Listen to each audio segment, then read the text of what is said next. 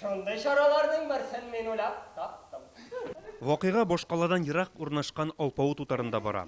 Анда профессор Серебряков, аның яшь хатыны Елена Андреевна, беренче никахыннан туган кызы Соня һәм үлгән хатынының инесе Ваня абый салмак кына яшәп яталар. Доктор Астров аларның тормышын үзгәртеп җибәрә.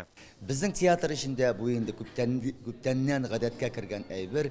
Менә без инде соңгы 5-6 ел эчендә үзебезнең иҗат сезонын октябрьнең җомга көнендә ачып җибәрәбез, беренче җомгасында. Быел инде без үзебезнең тамашачыларыбызны Антон Павлович Чеховның «Дядя Ваня» спектакле белән шаккаттырырга тырышабыз. Күп сәхнәләрдә төрле алымнар белән куелган әсәрнең менә татарча укылышы да барлыкка килде. Тагын бер үзенчәлеге биредә Әлмәт театры артистлары Фуат Зарипов һәм Зүбәрҗәт Халиковалар уйный. Мин коллективка ничектер менә җайлыгына кирип киттем.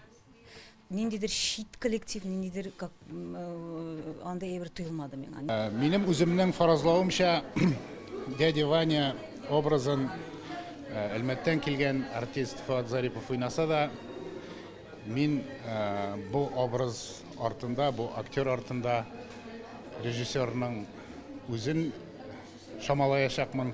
Иң зур хыялларымның берсе үз гомеремдә Чеховка мөрәҗәгать итеп булыр микән, өлгерәләрмен микән мин аңа.